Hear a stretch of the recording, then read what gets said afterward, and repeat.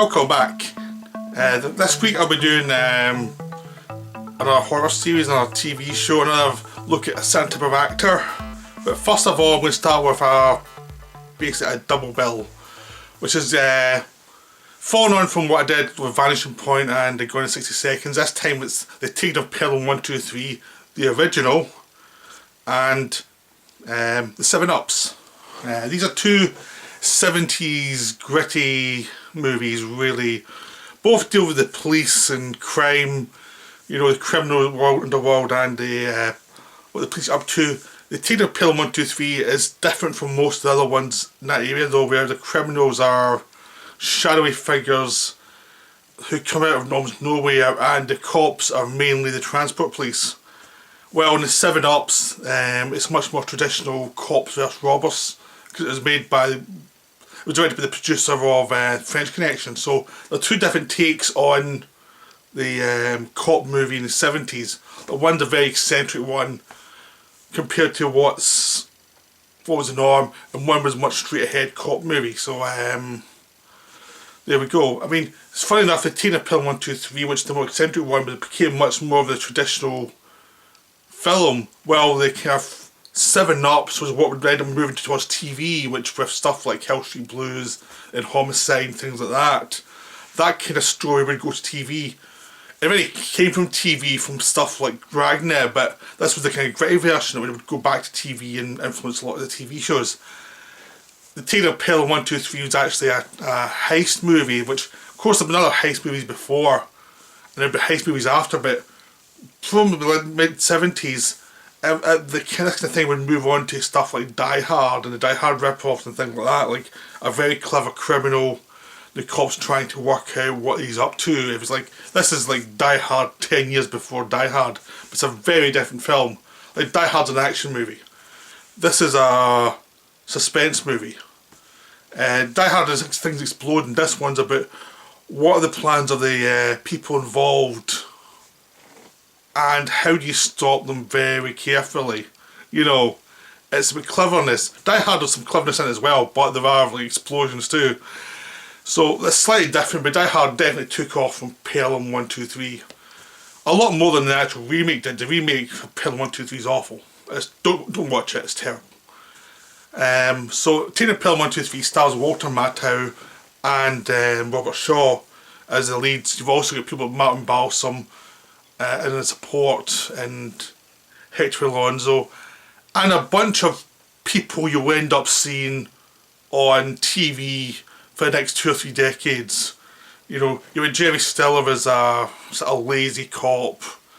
One of the guys who runs the trains is one of those actors you see a million times in a million cop shows. I mean, there's all these actors who are going to find a lot of work in TV,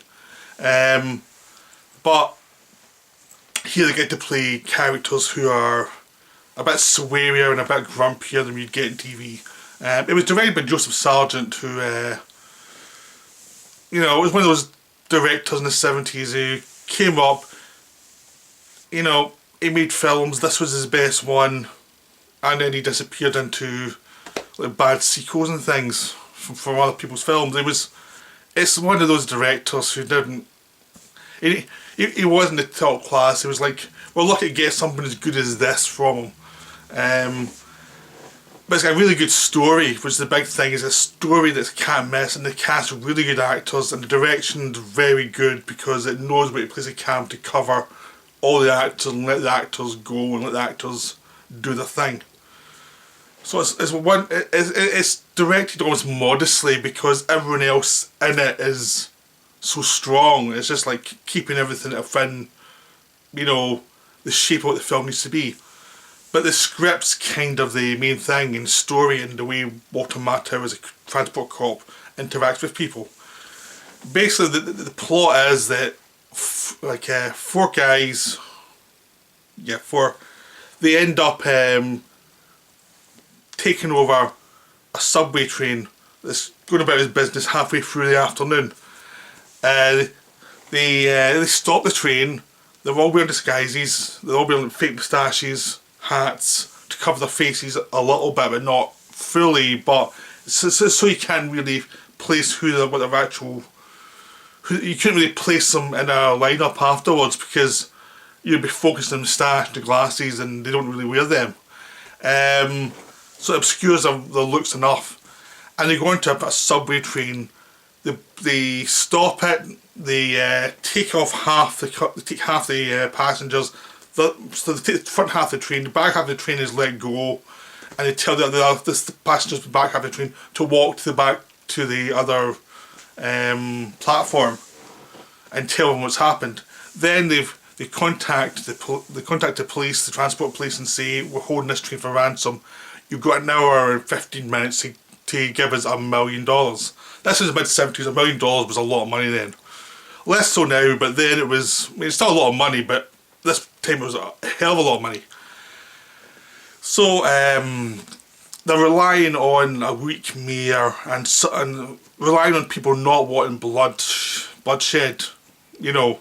So so you go to the political offices and you actually see the mayor who's got the flu, who's hated by the general populace. He's generally despised as a weak mayor. He's obviously on his way out, so he doesn't want to lose any more of the electorate. So he caves in. I mean, he asks all these experts their opinion, and it ends up in an impasse where half say yes, half say no. So he has to make a decision on his own. So he says yes, we'll pay the money. And once that decision is made, there's a whole suspense sequence of them trying to get the money to the train, because it's very specific, a set number of bills in these denominations, and they can't be sequential, so that they can't be tracked.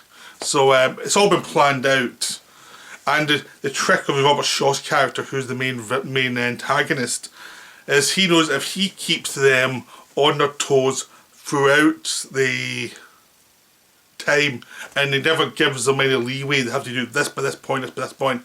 They don't have time to actually think through how they're going to escape. They don't have time to actually think through anything. They have to just keep moving, and they're just ahead of a disaster. And they're always trying their best to figure out what the problem is, and get over that problem, and they don't have a chance to think of the bigger picture. So that's what Robert Shaw's relying on, and he does have an escape plan. So, and there's a reason why he only wants half the passengers, because he wants to be able to keep them under control, and he wants to control the whole situation, and be able to just make sure no one gets out of control, no one does anything that he can't plan ahead for. So after a lot of screw-ups, including a car chase through New York where they have to try and get the money from the bank to the subway, and they have to deal with the New York traffic, eventually gets to the subway. That's as far as I'm going to go with the plot. I mean, it is a very old film, but it's not a film that everyone's seen, and I urge you to see it. I mean, it's like, what I'm telling you is the first half of the story, really. There's more to go, and there's some wonderful stuff in there, but I don't want to, because it's not a film that everyone's seen, I don't want to, I try and give you what you probably see in a trailer. Like, you probably see in a trailer, the car trying to get the money to the police, and the deliberations of the politicians and stuff. That's what you get in a trailer, so that's as far as I'm going to go. What's really great about the film is that, yeah, the plot's pretty ingenious. I mean, it wouldn't work now because there'd be too many safeguards I've got, and even then, there is one thing I'd say is a plot hole that would be spotted by someone in the transport. Like, it relies by going so fast, it relies on you not to think of something. It's one I never thought of until after the film, you know, so it's not that bad. It's just one of those things that relies on a plot device. There was a slight plot device that I thought was a bit, you know, it's not like really dubious or anything, it's just something in reflection. You're thinking, someone could have figured that out. But the whole idea, the way it's paced is, it goes so fast, and the situation's going so fast, no one's a chance to think, and that's what Robert Shaw's really trying to do. And Shaw is terrific as a lead. He's very no nonsense, very unemotional, but with a slight sense of humour within the situation. Like, he can see who the problem people is in his own team. He can see how to manipulate everyone to get what he wants. But there are little drops of humour in there as well. Like, he's aware of the absurdity of what he's trying to do, and it might go wrong. It's very humane, and there's a lot of humanity under the surface, but he's still a cold-blooded killer. But it's a wonderfully nuanced performance for what could have been a very stock character. It's an actor seeing the possibility in a character that could be played very flat, but he managed to give a lot of nuance to it. And that what he's doing is completely evil, but the person himself probably done a lot of other things that are really evil, but there's complexities to the character. The main character is Walter Matthau. He plays the main character, the cop who's the transport cop who has to deal with City Hall, with the people running the trains who are now backed up throughout the city, and they're trying to get the trains moving again. They can't because of this one train held hostage. So you have a lot of irrational people there. You have to deal with the police, who are all got their own problems, and who are a bit more trigger happy than he would like. And he's dealing with a lot of problems, a lot of people. He has to deal with Robert Shaw, who's always taunting him quietly and who will not give him a break. And he's the one, what matters, the one who has to organise the money to get from A to B, make sure nothing goes wrong. He's a guy talking to Shaw, and he's the one in the high pressure situation. He's the one who's trying to figure out what the hell is his plan. And he does it with a lot of humour, and again, this is a very flawed character. He makes mistakes, he's not always sensitive to other people, but you can tell he's good at his job, and he's always thinking, he's trying to do the best he can under bad circumstances. He's working in New York that's very dysfunctional. He's got a lot of loudmouths. There's a lot of people with strong opinions he has to get on with, even though he thinks they're idiots. He's a working stiff, really. And Matthau plays it perfectly. He's really funny in it, but funny in a subtle way, so that the drama's always very serious. Like, he's taking situations seriously, but he finds places to have some humour. The humour is very appropriate for the situations. Like, that was how you'd get slight relief for the situation, little jokes here or there, little subtle comments, but it's never it never gets in the way of the situation. The situation's always going to be the main thing. It's a wonderful film, it really is. It's like, I would definitely rate it. This is like one of the higher level heist movies. I mean, there's Die Hard, a few others, like Killing. There's just certain ones that are just better than the rest. They're just so good. And it's like, especially this one, it feels like a miracle it made, because it feels like it was just a 70s heist movie they threw together and hope for the best. I don't think it was made by people who had high hopes that would be remembered or anything. It was just a fun little programmer. But it really worked. It was really well. The people making it really cared about making a good film. And all the details are right, all the supporting characters are right. Martin Balsam, is one of the hijackers, is terrific. He's like the most human of the hijackers. He's one most out of his depth. He's the least psychopathic. And watching his story really pays off as it builds slowly but surely, as you start to see all his frailties as well. So there's lots of good acting, lots of good details. It's a wonderful film. Highly recommended. And if you want to rip off a good heist movie, this is a good one to rip off. It's really well done, especially how you pace a heist movie. Apart from the cleverness in heist movies, I think one of the things that gets lost a lot is a lot of them about pacing. It's like, how you pace it so that you're getting information clearly, but you don't have enough time to overthink anything before you get to the next bit.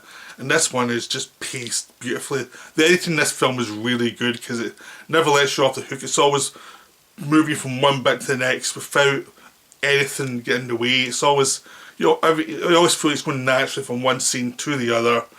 You're getting information, you're moving on quickly, there's nothing lost, and anything important, anything that's said is important, and anything that's putting in your face is important. It might not seem important when you first see it, but it becomes important as you go along, and it's definitely handled throughout. So, Pelham's great. Taking Of Pelham 1, 2, 3 is great. It's a terrific film. The 7 Up's a different kind of film. It is more traditional cop movie from the 70s. There's a special edition coming out from Signal 1. It's very good. Nice transfer. You get nice little extras, commentaries and documentary stuff. It was directed by the producer of French Connection film, Philip D'Antoni, who never directed another film, which is a shame because it's a well-made film. But seeing this compared to the French Connection, you see the difference between someone like a Friedkin and D'Antoni, who's not as good a director, who doesn't think in... He's not as consumed by how the edits come together, how the atmosphere creates something that's impressive and compulsive. Like Friedkin at that time was really good and very much on his game, and you could feel he was obsessing over the film all the time, and he had a real obsession with what he was doing. So the French Connection and The Exorcist and Sorcerer all feel very obsessive films. This one doesn't feel that way. This film is a bit long. It feels like you could lose like 15 minutes out of it and it would be a much better, stronger film. Like if they pulled in, if I'd asked Friedkin to re-edit it slightly, it would have just been slightly better. But it's still a wonderful film. Unfortunately, I mean, Taking Of Pelham 1, 2, 3 is a much better film than this, and it doesn't have any extras. And this film, which is a good film, good 70s film, has a ton of extras. It's like, that's not fair. But the film itself is quite cool. It's Roy Scheider's a star, and I think it was one of his first starring roles not long before he did Jaws. So this was him just building up his reputation from being a supporting actor from the French Connection to be a leading actor. And it's his, he's basically played a character from French Connection under a different name, but it's essentially the same character. He's acting the same way a lot of the time, and it's the same genre. We're basically the 7 Ups, and it's based on the same cop as he played in the cop that influenced his character in French Connections. It was the same cop that influenced this character. It was just part of his career when he went to a different department.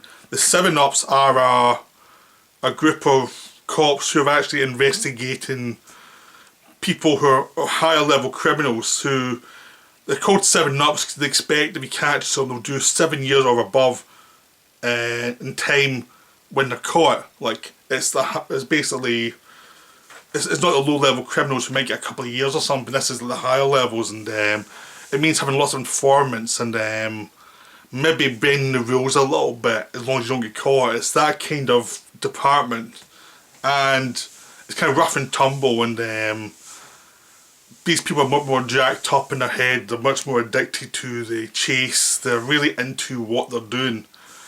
So it really is sort of the French Connection Popeye Doyle thing, but it's more they're a bit more off the chain. There's fewer people supervising them. But there's a suggestion the department is getting a bit wary of them now. They're kind of worried where they're going. I mean, this is kind of where the Shield came from, this kind of story. The TV show The Shield about the cops had gone off the reservation and become criminals. It's almost like someone had seen this film and had pushed it a bit further, because this is what kind of feels like the Shield before the Shield, and but this one is Roy Scheider's lead, which is always good.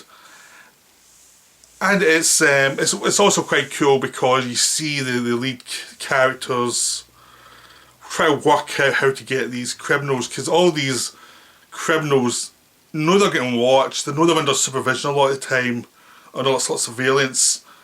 They have different meeting places where they can go and you know, discuss things where they know they're not wired, and one of the places to discuss things is in this funeral home.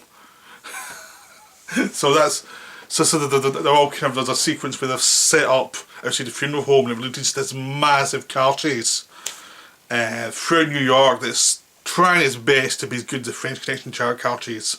It's not, but it's really good.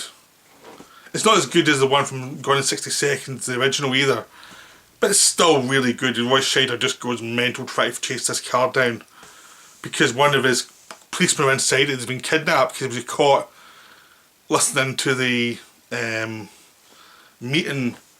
He's in this car and they'll try to get him back before he gets killed, and it just goes mental. It's a mental car chase, it's wonderful. But it's obviously in the film to have a car chase, you know. That's the reason it's there. That's the only reason it's there. Because it's following on the French Connection, they have to have a car chase. And good, because it's wonderful. It's the best part of the film.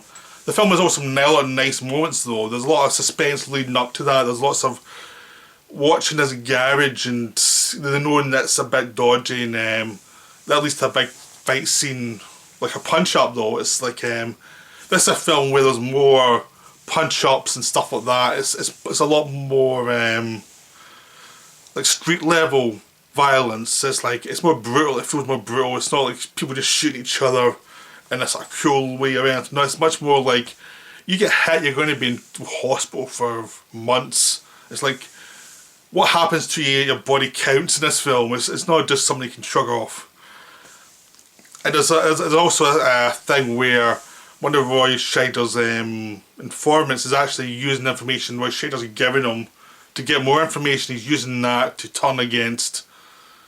to work that information against the people that Roy Scheider's trying to catch by killing them all and shaking them down and all the rest of it. So it turns out Roy Scheider's been used by criminals for their own scheme, which is a nice little twist on the informant story. And it shows you there's a lot more you can do with informants than just simply their scared scumbags. This one, it's like, no, this informant turns around the cops and uses their information against them and criminals. So there's lots of fun stuff in this thing. The best thing about it actually is the atmosphere of it. It feels gritty and grungy, and it feels like an extension of French Connection. But it's a bit more distanced. It's not as close up to the action as French Connection, because these people are much more, they're not in the streets against the druggies anymore. They're watching people more than actually interacting with them. So it gives it a different feel, a different look, so it's not exactly the same, but still has that kind of working class feel to it. But it's from a different angle. But as I said, it can have done with some of that freaking compulsiveness that he can bring to the films. It can have done with him going to the editing for a week just to fine tune certain things, just to make it a bit more, you know, alive, and, you know, just to get rid of a few little things, a few little niggles. It's not like you're watching the film and saying, oh, that scene should get cut, that scene should get cut. No, it's more like just little pacing things throughout the scene that could, a good director might have seen, saying, that's a bit boring, you don't need that, I'm feeling like a bit bored here. Stuff like that that an experienced director may not notice, but an experienced director will notice and say, look, that's getting a bit boring, you need to pull that out. And so there's little bits like that in this film where it could have lost a little bit, but it's not like scenes, it's just more like getting the end of scenes and like just general propulsion within the scenes. It's what I was saying about Pelham, where you feel this Pelham always ending where it should end, and where it's always a propulsion to it, there's always something going on, and it feels that people cared and were very hyper focused on making sure this thing worked really well. In this film, there's less of that, and you can sense that experience in some areas just because you don't quite have that momentum to it, which is a shame because you should, and you really need it, because it's a bit more of a diffused plot than French Connection or Pelham. So it needed that momentum, and it doesn't really have it, but it's still really enjoyable, really interesting, because the actors are good, the atmosphere's good, everything works. It just need another week or two in post-production just to pull out those last few bits. But that's 7 Ups. It's still wonderful. I still recommend seeing it. It's pretty cheap now on Blu-ray. You can get a nice copy, nice extras. And you know, it's a really good Saturday night movie. You know, if you want to go and watch a fun cop movie on a Saturday night, this is it. This is really good. But it's not as good as Pelham 1, 2, 3. But it's still really good. Well, I hope you enjoyed that. I'll be back tomorrow with another video, but that's my my New York 70s cop movie double bill. Over for now. Here, bye.